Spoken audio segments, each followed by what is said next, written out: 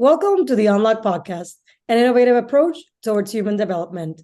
My name is Amanda, and today I am joined by Jean-Christophe, transformation and executive coach, positive psychology, resilience, public speaker, published author, and Unloq associate, who's an expert on resilience in the workplace.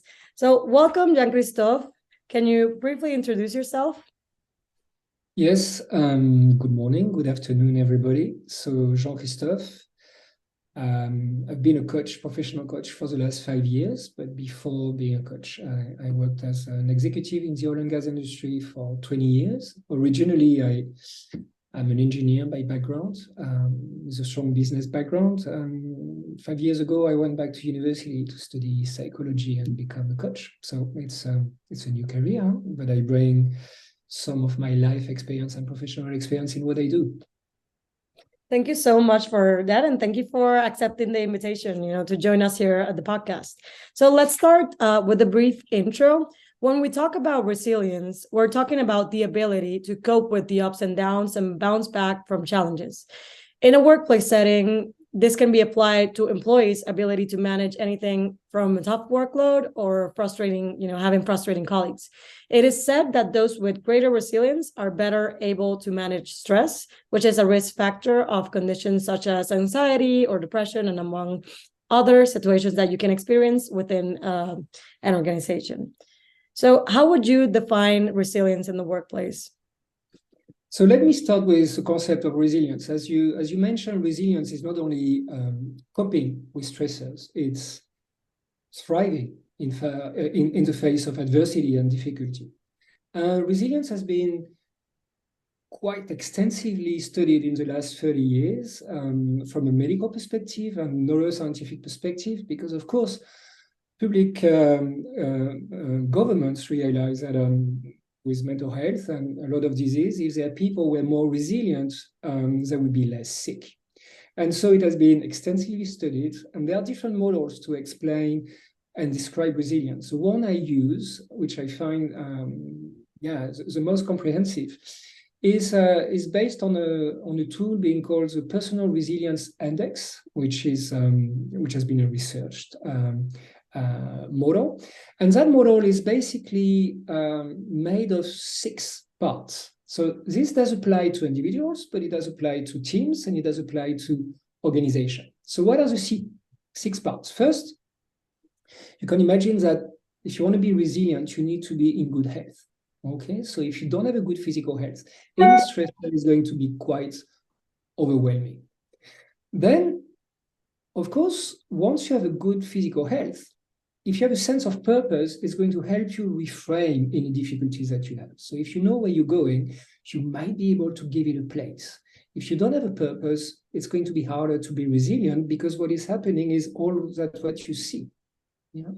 And then your ability to solve problems is also part of resilience, because of course, adversity is something you would like to solve. You like to get an easier time. So your ability to be solving problems will strengthen your resilience or not. And at time, as you know, you cannot solve problems. You have to be with the situations you don't want to be with. And so another aspect of resilience is perseverance. And perseverance is, if I cannot change what I don't like, I will have to change myself. And so your ability to learn, to change yourself, is a source of resilience. Of course, in everything I've described, there will be a lot of emotions coming in, and most of them will be negative emotions. So your emotional regulation is going to be essential, your composure. Same, depending on how you regulate your emotions, it could be a source of resilience, but it could also deplete you from resilience. And finally, on that journey that we call life, even when we feel alone, we're never alone. We have relationships, and that's a 6th domain of resilience. Some relationship will build on getting you more resilient, and some of your relationship might deplete you from resilience. So to recap, resilience can be explained by 6 domains: your physical health, the sense of purpose you have, your ability to solve problems, your perseverance when you cannot solve these problems, how you regulate your emotions, and your network, your relationships. So what does apply for the individual? can't be scaled up to the team level. So at the team level, we're going to look at what does it mean, a resilient team? That would be a team where the work conditions are favorable for good physical health. People get access to nutrition, they can have some breaks, they don't have emails during the middle of the night. So that's creating conditions for a healthy workplace. But then the sense of purpose will apply. If you work in a team where you are clearly identified with a shared vision and a purpose, it's going to help you reframe some of the setbacks you experience. Then as a team, how good are we at solving problems? Maybe you're all good individually at solving problems, but as a team, how are you? It's like if you get a football team with the best players in the world, it doesn't make the best team. Yeah. And then perseverance. How are we as a team when we cannot solve some of these stressors? How do we support each other to be with what we cannot be with? And then the emotional regulation would be, that's the same. We all human. So emotions would be part of our team dynamics. How do we regulate these negative emotions within the team? Do we have the emotional intelligence for doing it?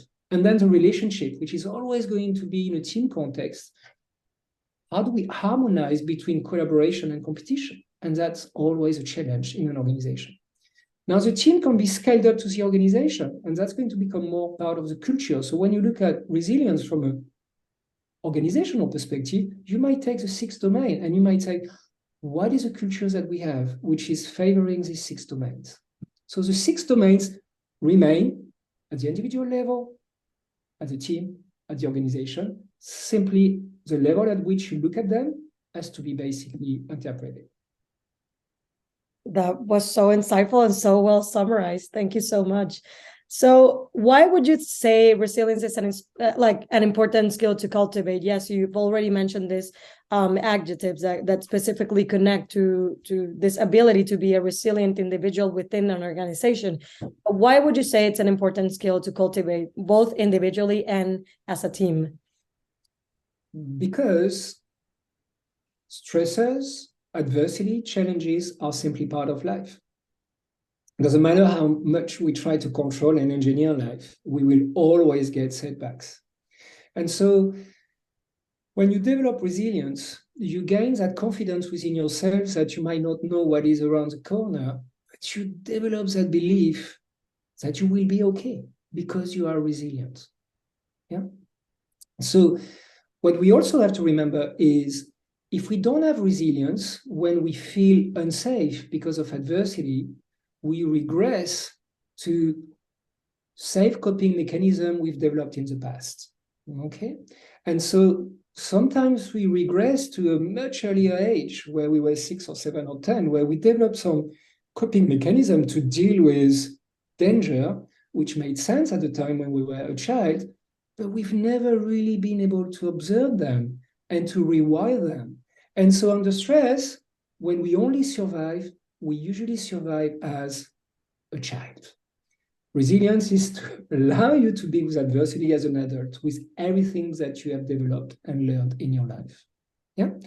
What else can we say about why resilience is important? So if you basically don't have resilience, as I was explaining, in most situations, you cannot change that situation, that adversity, because of your problem solving is basically being impaired. So you have to be persevering. And by persevering, you're going to be with something you cannot be with. There will be a lot of negative emotions. Your emotional regulation is not good. We tend to kind of anchor down. We don't want to share with everybody. So we don't use basically our relationship as a network. It will impact our health, physical and mental health. And so it has been seen that lack of resilience will lead to anxiety, which if it's being sustained is going to lead to burnout. And what is after burnout is depression. And in fact, there's been some interesting development on how psychologists start to look at mental illness. One of them is depression, where today there is a school of thought which is saying all the mental illnesses can be brought back to the fact that we are not resilient enough. We are maladaptive with regards to adversity. So my belief is by building resilience, you're going to keep at bay some of these risk of mental health that are so widespread and common today in the workplace. Yeah, so connecting when you mentioned setbacks. So what would you say are the most common setbacks when implementing a resilient workplace? Let's say the culture, like it's not that clear for it to be a resilient environment. So what would be like these common setbacks that allow for this to not be moving forward? So first, I think if you don't use a model like resilience, if you don't know what it's made of, you might simply be in the dark, and you might try a little bit of a patchy approach of let's do a little bit of this and a little bit of that, but you don't have that holistic picture of all these interdependencies. So that's the first. I think there is an indication part for business leaders to understand what resilience would be, what is the model they're going to use, and how they're going to keep that in the mind of their employees by educating them, but also by taking some actions in that direction. And why is that so difficult? It's because it will mean a change of culture. Today on the workplace, it's very rare to find a team, and I do a lot of teamwork and team coaching, where emotional regulation is something which is very well managed within teams. Yeah, for example, another aspect is on the relationship. Very often we have reward mechanisms which are promoting competition because we believe, it's Darwinian system where the fittest will survive. But if you look at any ecosystem in life, it's always a combination, a balance between competition and collaboration. So you have to be really thoughtful about how am I going to create that healthy tension between collaboration and competition, which will have an impact on the type of relationships that we have. If you look at vision and purpose, if it's a top-down vision, which one day you receive by an email, it's not going to be a shared vision. So this again takes time because you're going to have to build a shared vision, which is to engage with your employees, to really build that vision from the bottom up. Yeah.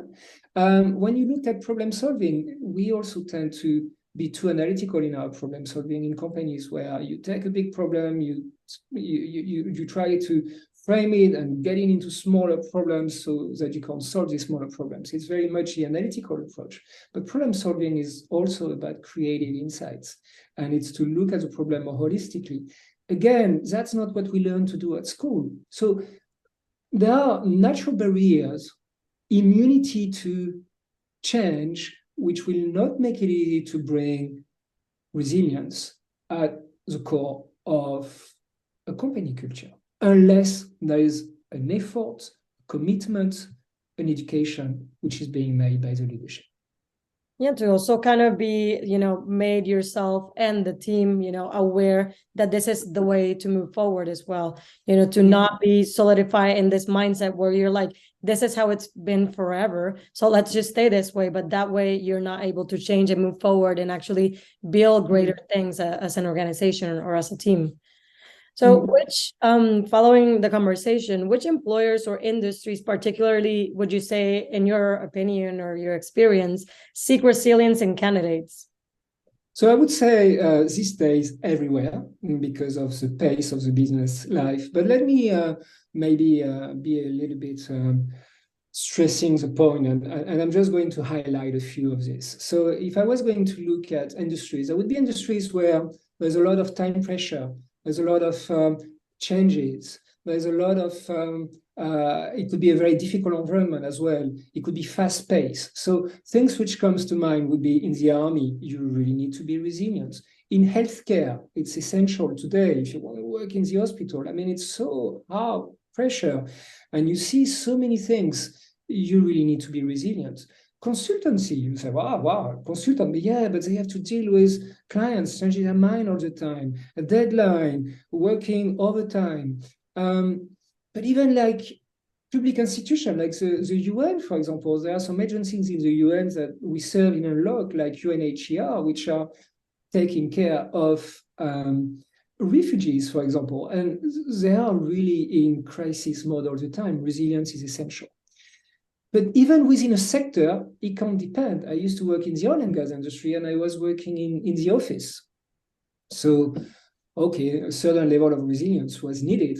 But in the same company I was working in, we had people on a drilling rig offshore, and these people really needed resilience because the working environment was very different, very challenging. Yeah, the weather could change, pressure coming in, unexpected technical problems. So it's, in fact, you should have asked me which sector doesn't need resilience, and I don't know any these days. Yeah.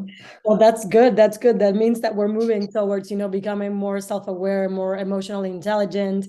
And yeah, and employers are also more conscious of not pushing that barrier to lead their employees to burnout. So that is actually great news, right? That we have been becoming more conscious. I think, well, 2020 really did shake us up in that sense to become a little bit more aware of boundaries and like the amount of workload that you expected people to do when we were dealing with something that was like completely unknown.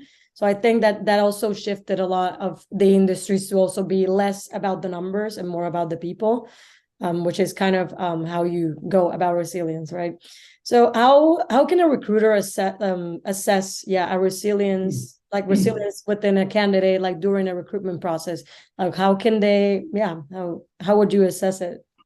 So I will not speak on behalf of all the recruiters, and I don't know what they do, but I can tell you when I was Ideally. when I was recruiting people for my team. So if we go back to the 6 domains that I described, there were so it was health, purpose, problem solving, perseverance, emotional regulation, and relationships. So typically, I was kind of interested in as a recruiter when someone was going to join my team was I was going to check them on problem solving by asking them questions about some achievements, some difficult situations they had, successfully solved. So this would give me an idea of what was a typical approach and skills I displayed in problem solving situation. On perseverance, then I was more focused on questions about failures I might have had and what did they make, what did they learn, how did it change them. So this would help me to see the level of self-reflection, okay? Coachability, which is essential in perseverance to be able to change yourself when you cannot change the situation. And finally, I was also testing on the purpose, which is even if you join us, what is important to you? Who do you want to become? What are your values? And trying to see if there was kind of a match with the company values that we had. So that would be typically 3 aspects. And I would say that I would keep an eye about the emotional regulation during the interview, which might not have been, fully representative of what the individual is capable of, but at least by asking some questions and by bringing some challenges in the discussion to see the level of composure. Okay.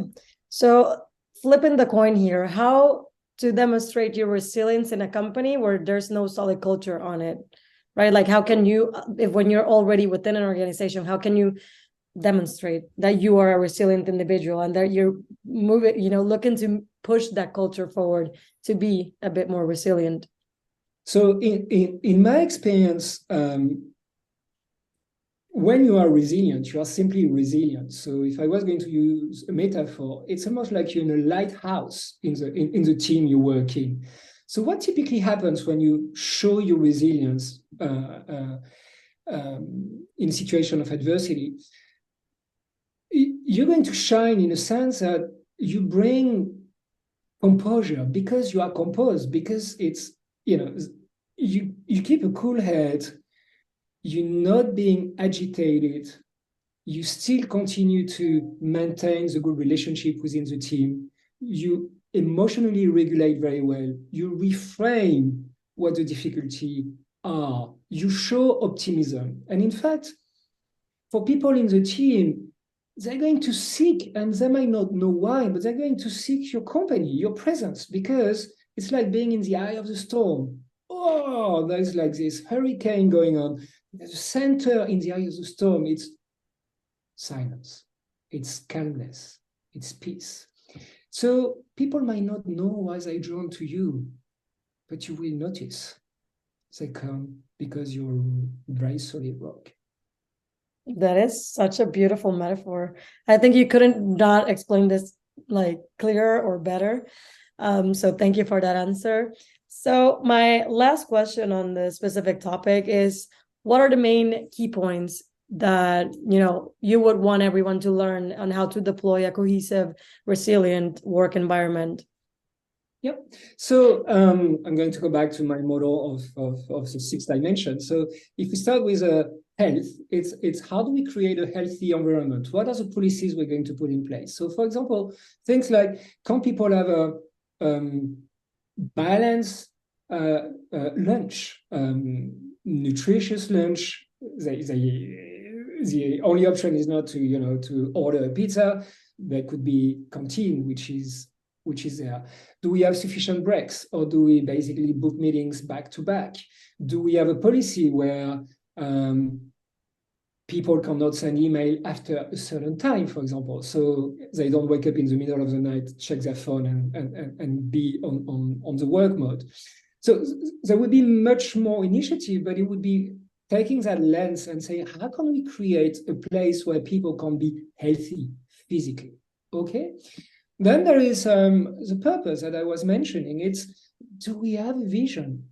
And that vision, has it been shared? Has it been built in a collaborative fashion? Is that something which is alive, or is that simply a slide that we have or some posters in the room? But do we live the vision? Do we live the purpose? It's essential for resilience. Okay. Then it's, when we have difficulties, it's, how do we reframe problem as opportunities? As a hunter-gatherer in the past, of course, when we had a problem, we had to be anxious about it, and we had to bring a lot of negative emotions, even being afraid of it, because that was the best way of surviving. Okay, today it could be business survival, but still it's not a question of life or death, So reframing needs also to take place. And what is changing? How can we basically look at the problem maybe as an opportunity? Yeah, it's also to bring optimism. It's not all doom and gloom. We're here to act within our realm of control, but it's very important to bring that in the culture. And as I've said, it's so essential that we understand how we reward people, because if it's all about competition, then we're not going to have the fabric of relationships that we need to be resilient. So how do we harmonize competition and collaboration at the team level, intra-teams, inter-divisions, inter-directorate? It's really a consideration to take. And finally, people are human beings. So if we assume simply when we come to the office, we're only professional, we don't have emotions, well, it's plain wrong. People go through a lot of emotional stuff. And so teams needs to be educated on, what do we do with these emotions? These emotions are information. These emotions are basically very important for decision-making. Yeah. So emotional intelligence is definitely, and emotional composure is definitely something where, if I remember myself, I spent 10,000 hours at school, from primary school to the end of my university degree. There was never a single hour which was dedicated to, what are emotions? What can you do with them? Never. In 10,000 hours. Okay, we have to start to educate our children, but we need also to get some proper training on how do we use more skillfully the emotions that we basically experience. Yeah, that is perfect, because we also have a podcast on emotional intelligence. So I think the importance like that you just globalized here, you can also reconnect to this other topic on our previous episode, where we actually discuss what an emotion is, right? So we go from the very base, so kind of connected to how we did resilience, but also because that is such an important topic that we often don't really, like, as you said, you've been forever dedicating all these hours to learning X, Y, and Z. But then what about emotions? How do you learn to manage and to manage them? Sorry, because you're in school, at work, with your family, friends, and so many different environments constantly. And sometimes you're triggered by things and you're not realizing that these triggers have a history because you never really paid attention to it, right? Would you like to add anything more? or would that be the key points as? Well, I hope that I have interested you and made a case, even maybe connected emotionally, as to why becoming more resilient could be definitely not only a very useful life skills, but can make you inspired and inspiring simply because you're going to bring that, eye of the storm effect, not only to yourself, but to the people in your life, which gives a lot of meaning. Yeah, that's why I really like your metaphor, because it's not only, even though we're discussing here, resilience in the workplace. Resilience is something that, like, it's an ability that you can actually develop for yourself, for your life as an individual, and it would also help you, move forward in a better way, in a healthier way. Considering all the characteristics that you mentioned before. Unfortunately, this is all the time that we have today for this topic. I will summarizing, and just let me know if I miss anything. You can pitch in. But yeah, so summarizing the resilience in the workplace and implementing it in a cohesive learning culture.